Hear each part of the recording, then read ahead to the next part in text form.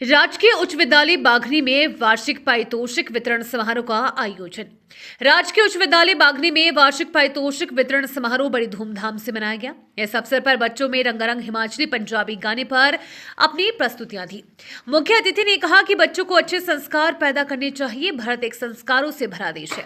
उन्होंने कहा कि सरकारी स्कूल में बच्चों ने जितना खूबसूरत पहाड़ी व पंजाबी सांस्कृतिक कार्यक्रम पेश किया, मुझे बहुत हैरानी हुई। लोग सरकारी स्कूल को छोड़कर अपने बच्चों को प्राइवेट स्कूल की ओर क्यों ले जा रहे हैं, जबकि सरकारी स्कूल में बहुत ही शिक्षित अध्यापक हैं जो बच्चों को अच्छी शिक्षा के साथ साथ बच्चों को सांस्कृतिक गतिविधियां व मानसिक उत्थान जैसे कार्यक्रमों के जरिए उनके मनोबल को ऊंचा व मजबूत भी करते हैं।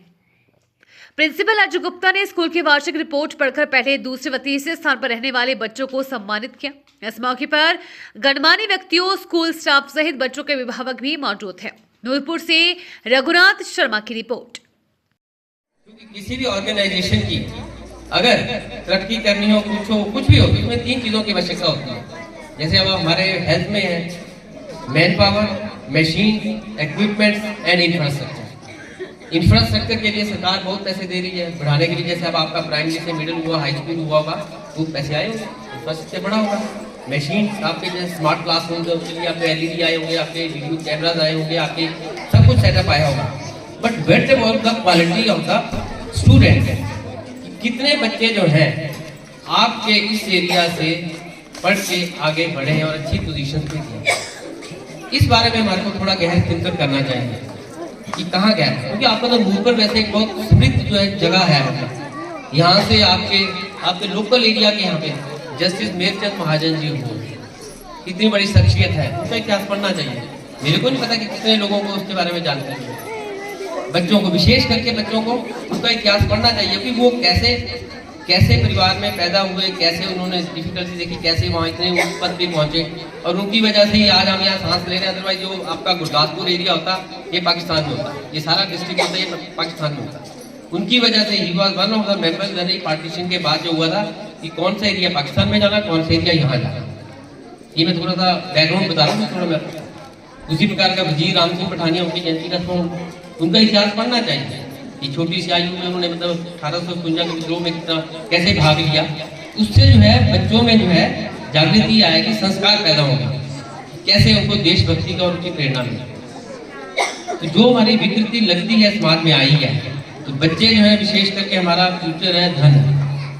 और जब भी ये सामाजिक कुरीतियों को ही दूर करने के लिए हमारे संगठन आगे आए हैं। अभी भी जो हमारी कुरीतियां हैं, जैसे ड्रग एब्यूज है, बहुत बड़ा इमर्जिंग इशू है। Drug abuse among students, among adolescents, among girls even बहुत बड़ा इशू है। उसी प्रकार पर्यावरण संबंधी जो है बहुत बड़ा इशू है।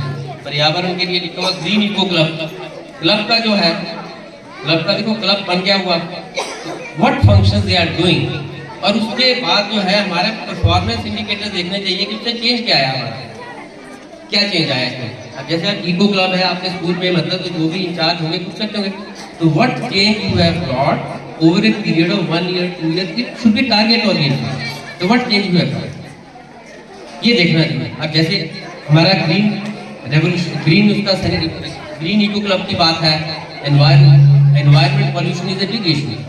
जैसे ड्रग का मैंने बताया, उसी तरह environment pollution is a big issue, उसके लिए भी हम कंसर्न है।